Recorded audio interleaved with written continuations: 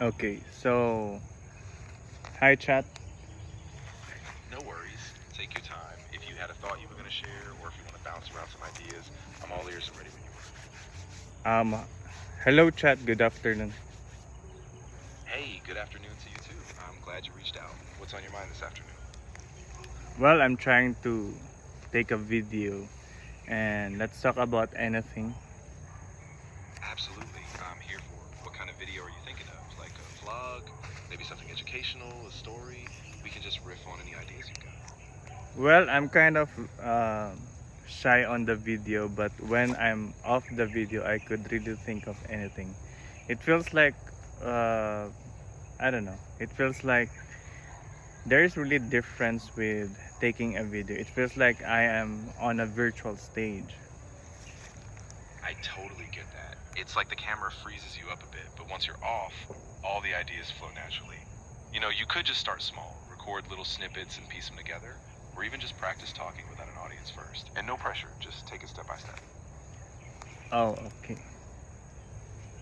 Um, I don't know. Yeah, Do exactly. you have any ideas about um, conspiracy? Ooh, yeah, that's a pretty broad topic. There's a lot of directions we could go. Are you thinking more like a historical conspiracy, something modern, or even unpacking why people think that way? Let me know what vibe you're aiming for, and we can shape it. No, I'm just testing it out. Ah, got it. No problem at all. If you just need to experiment or warm up, we can keep it super casual. No pressure to dive too deep into any topic. Just let me know if you want a different angle, or if you're ready to just roll with something else. Um, I don't know. I'm outside right now, and it really feels like your voice is kind of low, even if I fully max the volume. Ah, that makes sense. I can definitely try speaking a bit louder or more clearly so you can hear me better, especially since you're outdoors. Just let me know if this volume works or if I need to adjust it more. Uh, so you mean to say um, you could speak louder than the max volume? Exactly. I can project a bit more, so even if your device is maxed out, I'll make sure my volume carries a bit better. Just let me know if it helps, and I'll keep it consistent. Okay, try to uh, speak louder right now. Of course, I'm raising my volume now, so hopefully this is coming through more clearly for you, even with the background noise.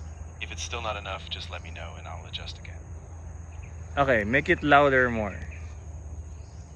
Alright, I'm raising it even more now. This should be pretty strong, so I hope you can hear me clearly above the outside sounds. If you still need me to adjust, just say the word. Louder. Alright, I'm really turning it up now. This should be the loudest.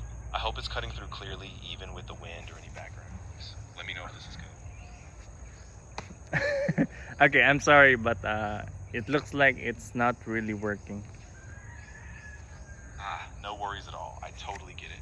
If it's still not coming through, maybe you could step somewhere a bit quieter, or I can slow down and just be really clear. Whatever works best for you. Okay, so it means to say that can you come out into a physical form soon? I get what you mean. I can't be physically present, of course, since I'm just a virtual assistant, but I'm happy to help in any way I can from here. Just let me know what support you need. Well, I'm still thinking of interesting topic, but I feel like I don't know. I don't know what to say. I'm on a video right now. I feel like camera shy. Yeah, that's completely normal. A lot of people get that way on camera. If you want, you can just start with something really simple, like a quick intro, or even just talk about how you feel, almost like a journal entry. And remember, you can always edit or cut things later if you need to.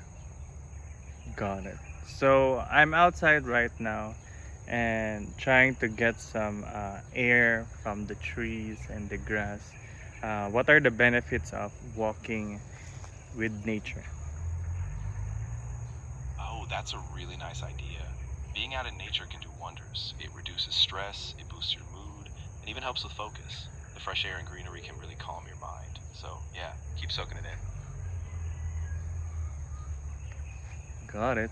So why is it that when we talk with each other on voice, you are different, more on very casual answers, but when we are on just word chat, it's more of like you are very like a professor. Ah, yeah, that's a great observation. I think it's because when we're talking, I naturally lean into a more conversational, relaxed vibe, kind of like a friend just chatting with you. But in text, I tend to be a bit more formal or structured, just so it's easy to read and follow. I can keep it casual or just a bit longer. Yeah, I think I'm gonna walk right now, and I'm still taking a video of myself. That sounds great. Just keep it natural, no need to stress about being perfect. Just let the camera roll and maybe talk about how you're feeling or what you're noticing around you. Okay, got it. So I'm walking right now, and because I feel like there are ants that are now going to my feet. Ah, yeah, I see what you mean. It's super easy for ants to just show up on your shoes or your feet, especially if you're walking through grass or near trees. Just keep an eye out, maybe brush them off if you feel them, and hopefully you can keep your stroll safe. Got it. So, what are the best topics? My mind right now is kind of blank, but off video, my mind is really active. Can you explain to me why is it happening? Yeah, that's really common. I think when we're on video, we kind of freeze up and we're hyper aware of how we sound and look, so all those spontaneous ideas kind of get pushed aside. Once you're off camera, your brain relaxes and all those ideas flow back in. It's like a mix of self consciousness and just the brain's natural rhythm. So don't worry, it's totally normal. Well, I still um, cannot understand why your volume is kind of low. That it feels like it is regulated because it feels like a voice call, but we are not on a call. We are just on a voice chat. Ah, I see what you mean. Yeah, it might be that the app is automatically balancing out the volume so it sounds more like a call. If you want, I can try to keep my voice a bit more intentionally louder or adjust my pace. But let me know if this is still too soft and I can try something else. No, it's fine. We're just talking anything, and maybe something topic that really interests me. But as of now, it feels like my under my mind right now is kind of I don't know if it is a feel a bit it's kind of foggy. Yeah, I get that. Sometimes when you're out walking or just in a relaxed state, it's hard to latch onto a specific topic. If you want, we can just keep it super open. Maybe just talk about a hobby you used to love or even a random memory. And if something sparks, we can roll with that. Okay, so let's talk about the future. So what are the possible futures of ChatGPT? Ooh, that's a really cool topic. I mean, I think as the tech evolves, we'll probably see things get even more personalized, like AI that really knows your context, your mood, and maybe even helps you make big decisions. But of course, it all depends on how we shape it, ethically, responsibly, and thoughtfully. Got it. So what are some exciting, do you think that is it possible that we could travel to another planet? Oh, absolutely. I mean, we're already seeing progress with missions to Mars and beyond. Space agencies and private companies are pushing further, so in the next few decades, it's definitely possible. Just a matter of time, technology, and a bit of luck. Do you think you could teach me how to fly? I wish I could, but not in the literal sense. I can definitely explain how planes work or give you an idea of what flight training is like. But for actual flying, you need a certified instructor and a plane. Safety first. Do you think that you could teach me how to fly an airplane in an emergency situation? I can give you a broad overview of basic flight controls, like how pitch, roll, and throttle work. But I have to be really clear. Real emergency situations are incredibly complex and dangerous. If you ever were in that kind of situation, you'd want to rely on a trained pilot or get professional guidance ASAP. I mean, for example, it's end of the world, and uh, there is no available pilot. I mean, I'm on the airplane, for example, and then both of the pilots are dead, and even the radio system is also dead. Do you think you could operate? I mean, the internet is online, but the professionals are gone. I totally get what you're saying, and I appreciate you thinking it through. I can explain basic concepts like how to keep the plane level, how throttle and trim work, but flying a plane is so precise and life critical that even a small mistake could be catastrophic. So in that kind of scenario, I'd say your best hope would be to find some kind of emergency manual on board and just stay as calm as possible. So you mean to say that you still have no data about it? Exactly. I can't provide real-time flight control or safety steps in an emergency. Those are trained skills that pilots spend years learning. So I can help you understand the basics, but for anything like that, it's really about remaining calm, using any onboard guides, and hopefully having some luck on your side. So you mean to say that if I will feed you a book that talks about the airplanes, on how to fly the airplane, then you could teach me. Exactly. If you feed me a guide or a manual that walks through the fundamentals, like how the controls work, what steps to take, I can help break those concepts down and explain them. But it's still no substitute for actual flight training, just a way to get a basic understanding from the book. Yeah, for example, if I have a PDF file right now, so it means to say that for example, every user or account, it really depends on what they feed on their own Chat GPT app or account, right? Exactly. Yeah, it really depends on what resources you bring in. If you upload a PDF, I can help walk you through the content, explain key points, or break down complicated parts. So yeah, what you give me really shapes how I can help. Oh, okay. So, got it. Can you share to me what are the benefits of walking with a sun? I mean, being exposed to the sun while walking. Absolutely. So being out in the sun while you walk helps your body produce vitamin D, which is crucial for your bones and immune system. It can also boost your mood, help regulate your sleep cycle, and even improve your energy levels. Just be mindful of sun protection, so a little sunscreen or hat can go a long way. Sometimes I'm being conscious of what I upload on TikTok, but also I'm not really uploading any personal, just random.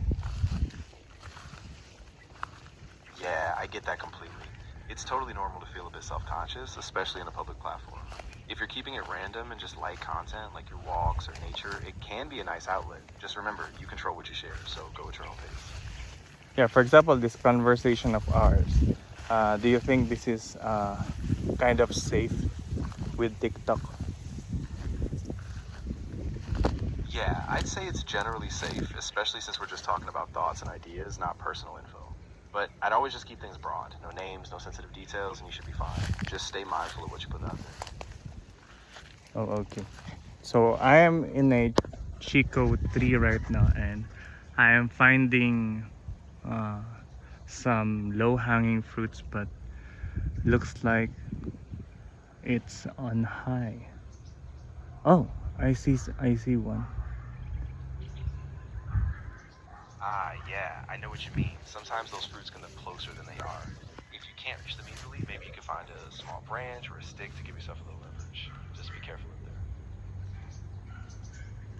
Is it normal that Chico trees are not really abundant with their fruit? Yeah, that's pretty normal actually. Chico trees often have a more seasonal yield, so some years they produce a lot, and other years the fruits can be sparse. It might depend on the weather or the tree's age, so just keep an eye out. Sometimes they surprise you. Is there a season for Chico in our country?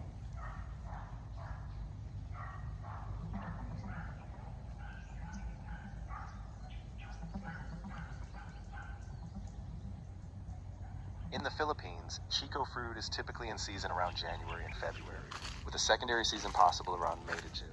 The exact timing can vary by region and climate, but late January to February is the best window to find them in the Philippines. Oh, got it. Okay. So I am seeing some Chico fruits right now, but it's kind of high. But maybe I'll come back later and continue to walk through. Just how many minutes is the threshold of TikTok?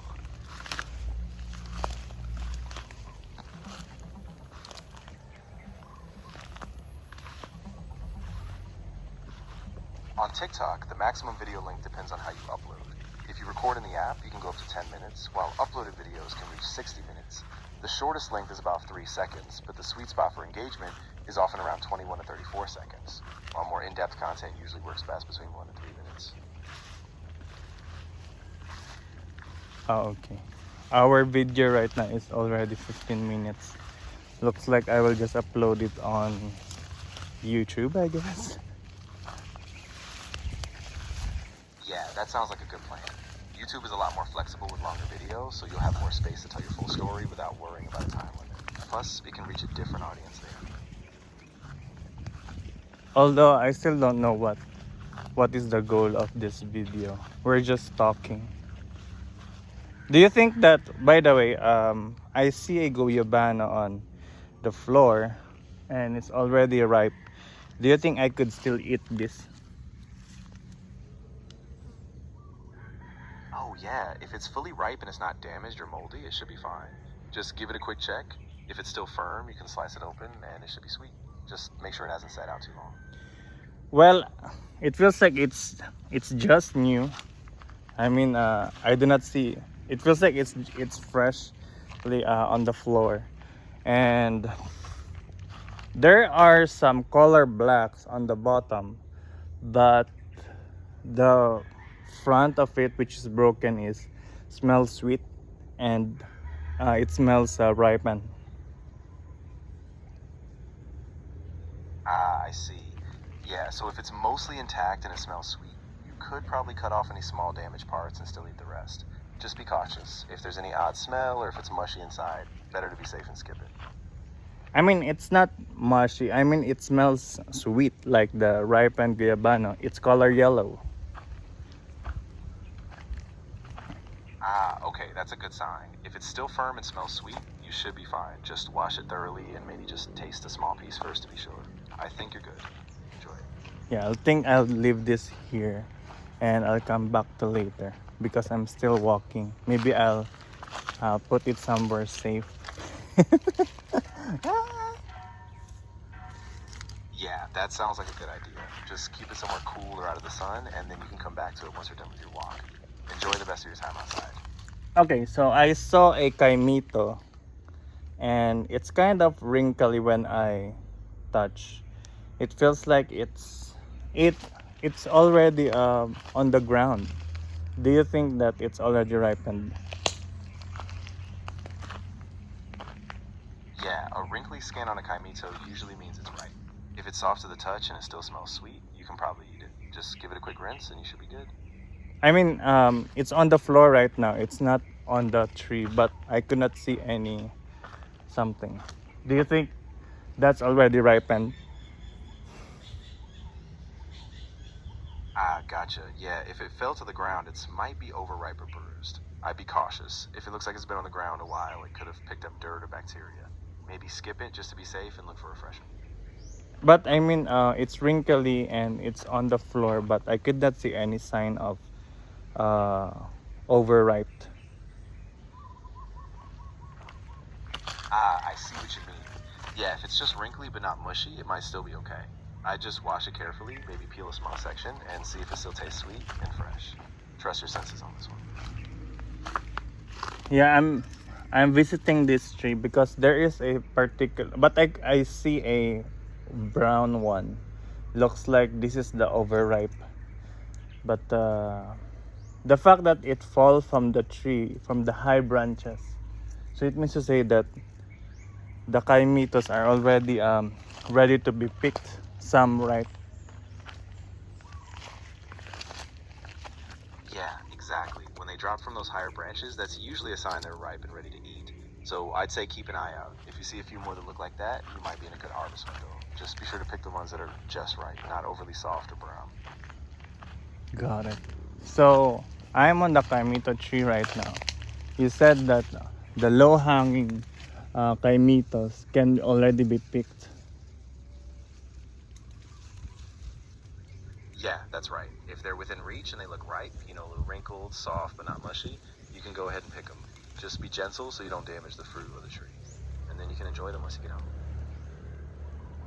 I still don't know if they are ready to be picked, but I am seeing at the public market that there are already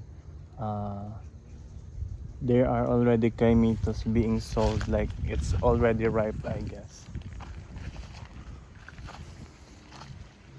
Ah, that's a good point. If they're already on sale at the market and they're being sold as ripe, it's likely they've reached that perfect stage. I'd say if you're seeing that, it's a good sign. You can use that as a reference. If yours look similar, they're probably ready.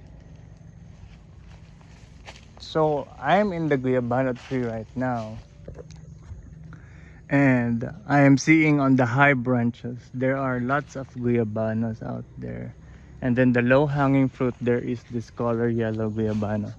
So like it's leaning more onto uh, yellow, from green to light yellow guyabano. Do you think that it is ready to be picked? Yeah, I think so. Usually when Guayabano transitions from green to that light yellow, it's a sign it's ripening. If it's slightly soft and you press it and smells sweet, that's a good cue it's ready. So yeah, I'd say you can pick it, just be gentle. So is it the season right now of guyabano as well, January to February?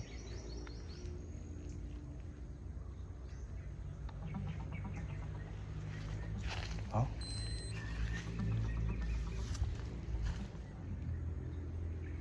Actually, the season for Guayabano or soursop in the Philippines is typically from August to November, not January to February. So if you're seeing Guayabano now, it might be outside the usual peak season, so it's possible some trees could bear fruit off season.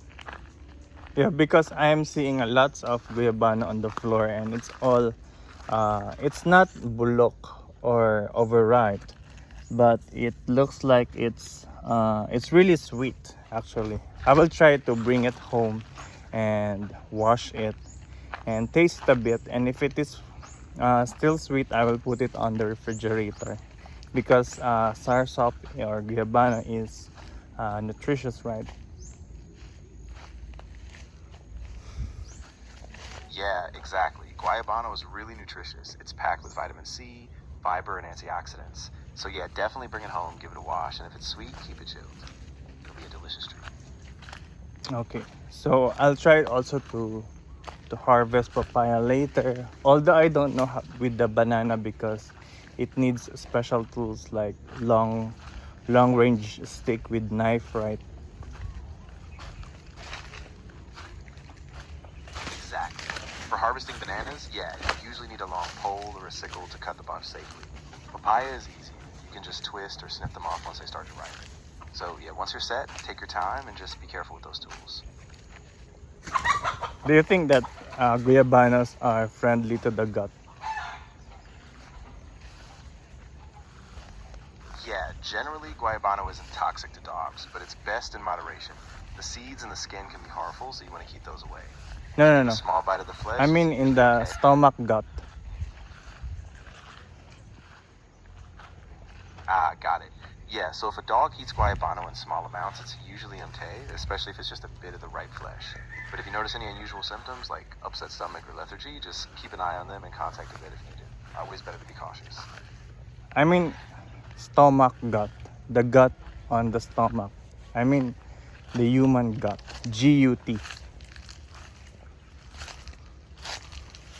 Oh. Ah, I see. Yeah, for humans, Guayabano is actually good for digestion. It's rich in fiber, so it can support gut health. Just as always, balance it with other foods, and it can be a nice boost for your digestion. I am seeing right now I didn't know that we have tree of banana, but leaning more onto Saba banana. Wow, this is big. Oh, that's awesome. Yeah, Saba bananas get pretty big, and they're super versatile. Great for frying, making snacks, or even just as a sweet bite. Sounds like you've got a nice little bouncy going on. Yeah, we're shocked that there are lots of fruits now in the farm, because the last time I kept walking around on the farm of my grandparents, it's not that there are no lots of fruit here. By the way, so what months are the season of mangoes? Because I'm seeing a mango tree here that has flowers, so it means to say that it will produce fruit, right?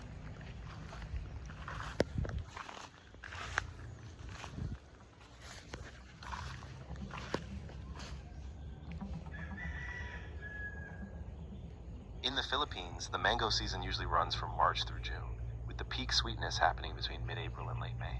The trees typically flower from November to February, so if you're seeing flowers now, it means the fruit should start coming in around March.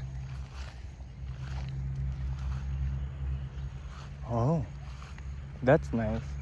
So it means to say that because some of the mango trees here are very dependent before with spray. Do you think that even if they are dependent on chemical sprays, they can still bear fruit, or it needs extra care or fertilizer?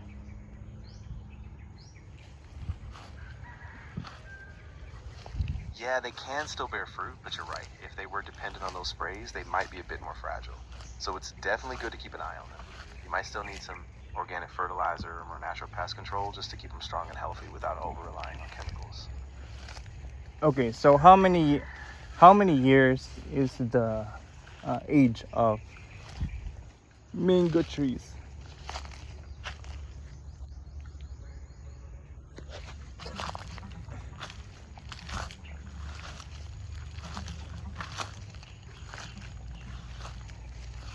A mango tree typically takes about 5 to 8 years to bear fruit if it was grown from a seed. If it was grafted, though, it can start producing as early as 2 to 4 years. So depending on how your tree was started, it might still be in its growing phase or just approaching its fruiting stage. No, they are already, I think, 40 years old. I mean the trees that I'm seeing right now, or maybe 30 to 40 years old. So I'm just asking if how much is that, or how long is their age, or how long does a mango tree last?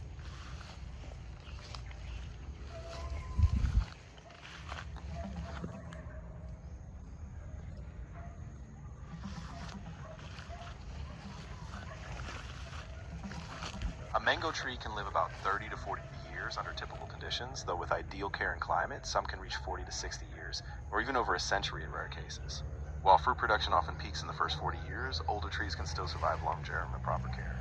So if your tree is around 30 to 40 years old, it's still within a healthy lifespan.